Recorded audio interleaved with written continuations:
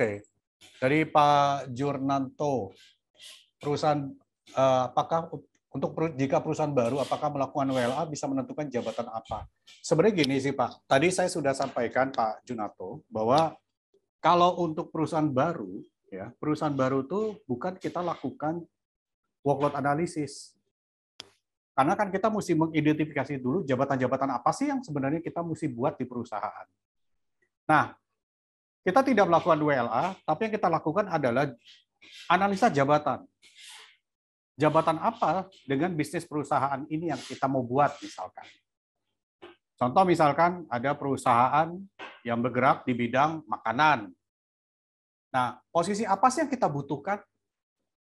Seberapa penting sih posisi itu? Jadi kita lakukan analisa jabatan, bukan WLA. Karena WLA itu kalau jabatannya sudah ada.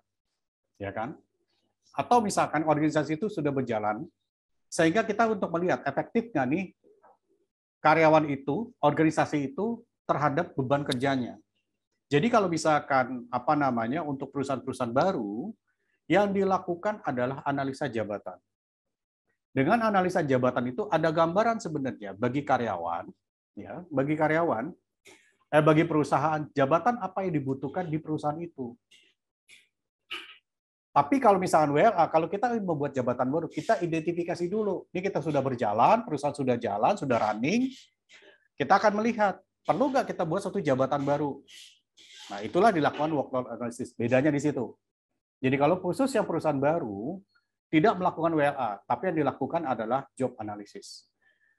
Gitu Pak Jurnato. Semoga bisa menjawab ya Pak ya pertanyaannya. Terima kasih.